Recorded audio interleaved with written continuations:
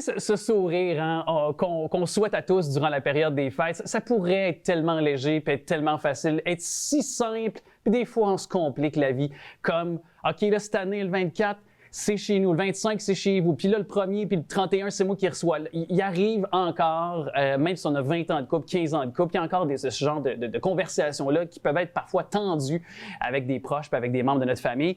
Puis, elle a bien compris que c'est une réalité que je vis encore, même si j'ai lâché prise. Ma chère Mounia Abadi, salut. Salut, ça va bien? Ça va très bien. Je suis très content que tu amènes ce sujet-là parce que c'est pour moi encore une réalité cette année.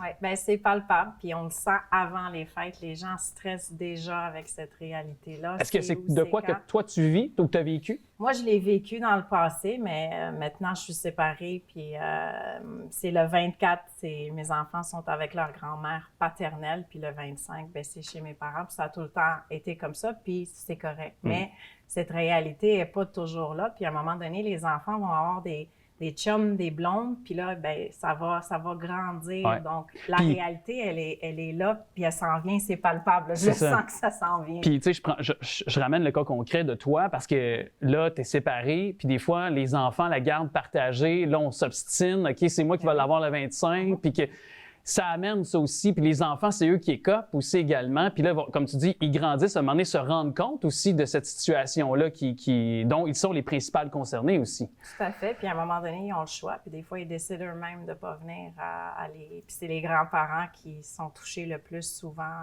dans ces situations-là. Puis comment éviter ça? Comment? Il y a des compromis à faire comme dans un couple, comme dans une amitié, comme au travail. Tu sais, à un moment donné, il faut, premièrement, avoir la motivation pour y aller. Il y a des gens qui disent « Non, j'y vais pas, c'est trop compliqué, ça finit toujours mal. » Souvent, la motivation, c'est comme dans tout. Tu sais, quand tu n'as pas envie d'aller t'entraîner, il faut que tu trouves une motivation pour y aller t'entraîner. Puis après, tu te sens bien, puis tu sais, un résultat positif. Ouais. Donc, souvent, ça va être les parents et les grands-parents, le motivateur, ou ça va être les enfants qui vont retrouver, dans le fond, leurs cousins puis leurs cousines.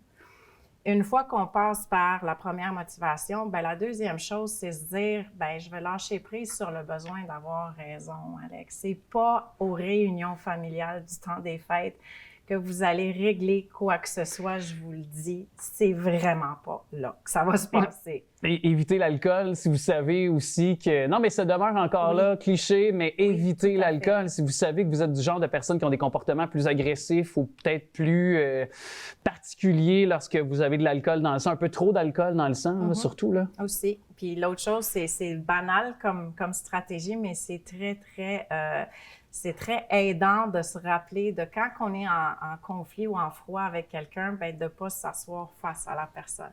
Donc, si on a le choix où est-ce qu'on peut s'asseoir à la table, bien, de s'asseoir de côté, c'est vraiment éviter la confrontation. Ouais. Puis quand on a un froid, bien, on ne devrait pas être assis de cette manière. Ou d'éviter de se retrouver aussi, tu sais, ne serait-ce que on est dans le salon, par exemple, de ne pas s'éviter d'être assis côte à côte, mais aussi d'avoir des personnes qui ont des bons tempéraments, qui sont là pour faire les médiateurs. Il y a de ces gens qui ont une force tranquille, puis juste leur présence fait en sorte qu'il n'y a rien qui va se passer côté discussion vive ou qui pourrait déraper. Là. Tout à fait. Puis c'est le fun que tu mentionnes ça. Il y a tout le temps des gens qui ont ce rôle-là dans la famille. T'sais, on a le clown, on a des fois le plus âgé qui est comme plus, il y en a un qui est comme plus médiateur. Donc oui, il y a tout le temps des gens dans la famille qui ont une certaine énergie. On parle souvent d'énergie qui est plus apaisante. Donc, essayer de... Tu sais, oui, c'est de la fuite, je le confirme, ouais. C'est une forme de fuite, mais il y a des moments où est-ce que c'est nécessaire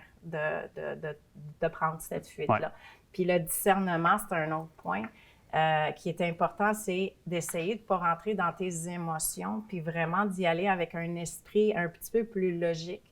Puis quand tu vois que ça commence un petit peu à exploser, de quitter, ouais. Tout simplement, avant que ça finisse en grosse chicane puis que tout le monde ait un peu l'impact de cette situation-là. Oui, de se retirer. Puis peut-être, est-ce que avant même qu'on en arrive là, qu'on se dise, OK, je vais essayer d'être ouvert, tu sais, d'avoir une certaine ouverture également, ça peut aussi aider, là, je veux dire, en amont. Là. Tout à fait. Mais le troisième point, c'est vraiment l'écoute. Tu sais, essayer d'écouter qu'est-ce qui se passe derrière le comportement. Je l'ai dit, puis je le répète souvent, le comportement, c'est le symptôme. Tu sais, il y a quelque chose en dessous. Puis une personne qui est fâchée, puis frustrée, puis qui est toujours sur ton cas, ben, elle vit quelque chose. Ça ne veut pas dire subis, puis laisse-toi faire, mais d'avoir une certaine empathie pour l'autre personne, puis de dire, regarde, peut-être que ça va pas bien au travail, peut-être que ça va pas bien dans son couple, puis c'est leur façon de, tu sais, projeter tout ça, tout en ayant des limites. Mais, tu sais, arrêter d'essayer d'avoir raison, surtout dans un moment qui est supposé d'être festif puis familial. Rassembleur. Puis moi, je me dis aussi, parce que c'est déjà arrivé dans une situation, à un moment donné, c'était pas moi le principal concerné, mais j'étais dans mon ancienne belle famille avec une ancienne conjointe. Elle était à couteau tiré avec sa sœur. Puis la façon qu'on avait trouvée, c'était de jouer à des jeux. Parce que ça permet, puis tu sais, des fois, justement, quelqu'un qu'on connaît moins ou qu'il y a une situation, on la découvre peut-être sous un autre angle, le côté, tu sais, bon joueur, puis on n'est pas seul en équipe non plus avec elle, là, donc tout ça peut amener un moment quand même plus léger aussi, une période plus légère pour les gens qui sont sur place. Là. Oui, puis c'est tout le côté enfantin, donc on sort du contrôle puis de l'ego, puis on s'en va un peu dans le côté qui est plus le jeu. Par contre, attention à tous ceux qui ont l'esprit compétitif, là, ça peut avoir complètement un autre c'est ça, c'est ça. Moi, je le sais, moi, je le vis ça dans ma famille, avec mon frère qui a un esprit extrêmement compétitif. Il est-tu mauvais perdant? Vraiment. Ah oui? Okay. Mais c'est une réalité qu'on connaît, puis on trouve ça drôle. Mais à un moment donné, ce que je fais dans cette situation-là, c'est que je me retire, tout simplement. C'est pas là que je vais avoir une conversation avec mon frère par rapport à un jeu, puis comment les règles, puis tout. Je fais tout simplement. Il n'est pas en état de toute façon. Non, non, puis c'est correct. J'ai fait la paix avec ça, puis j'ai lâché prise. Le besoin d'être comme, ben non, c'est pas ça les règles ont changé tout à coup. Oui, effectivement. Puis le dernier point qui est super important, que je vous incite à faire, c'est de faire une introspection sur vous après ces réunions familiales. Parce que ces situations de conflit sont là pour, dans le fond, mettre la lumière sur peut-être un travail que nous, on a besoin de faire avec nous-mêmes. Donc, j'incite beaucoup les gens, après ces moments familiaux, de se poser la question « Comment je me suis sentie et pourquoi? Puis qu'est-ce que je pourrais faire différemment la prochaine fois? » Et ne tombez pas dans la comparaison parce que aussi, va arriver la fin de l'année, va arriver...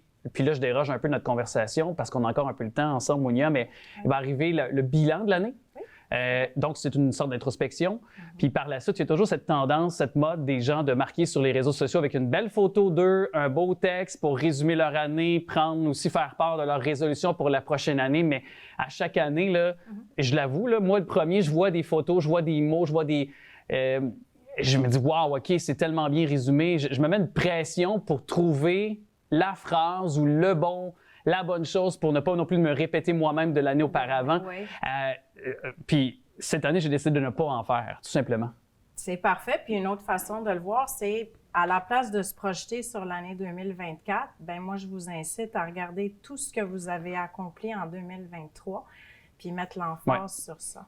À la place de vous projeter dans le futur, c'est correct de se donner des résolutions ou des buts à atteindre, 2024, mais on peut-tu aussi se flatter puis se dire « Hey, félicitations pour ce que tu as fait en 2023 ». Ben oui, parce que je pense que ni plus ni moins, c'est au quotidien. Parfois, c'est un projet qu'on vient de terminer, c'est un voyage qu'on a comme objectif avec l'être aimé, par exemple. Puis ça, c'est cyclique, c'est dans une période de temps donné. Moi, j'ai fait un marathon. C'était mon ambition, mon objectif que j'ai réussi par moi-même. Et non plus, je passe pas par une résolution ou une forme de bilan parce que à travers cet événement-là. Puis tout l'entraînement que j'ai eu en amont, ça a été pour moi une façon de le faire en avance. Puis je le faisais de manière quotidienne et de manière même hebdomadaire à m'analyser, à revenir un peu faire le bilan de ma semaine au terme de l'entraînement, mais tout l'état d'esprit aussi derrière. Psychique et avec la psyché, effectivement, que j'avais à ce moment-là. Mais aussi, c'est que je me dis que c'est pour moi, tu sais, je l'ai fait, comme je disais, pour moi et j'ai tellement mis de côté des relations sociales. Je croyais que j'avais de la place dans ma vie pour avoir quelqu'un, une blonde, ce qui n'était pas le cas parce que je focalisais totalement sur ce que je voulais accomplir. Fait que là, justement, j'ai déjà pris ma résolution, c'est de laisser place plus aux gens que j'aime et leur accorder plus de temps en 2024. c'est ça vers quoi je veux aller. Fait que déjà, ma résolution est prise. Fait que j'ai pas besoin de me mettre de pression pour 2024. Non, puis énergétiquement, si tu le vibres, c'est exactement ce qui va arriver. Sans que tu aies à faire des efforts, ça va juste se placer devant toi. Ouais. Hey, merci beaucoup. Ça fait plaisir. Hey, je te souhaite une très belle année. Joyeuse fête à toi aussi. Tu es déjà dans le mode festif. Oui, oui. Alors, on te souhaite un joyeux temps des fêtes à toi et à toute ta famille. Merci à toi aussi. Merci.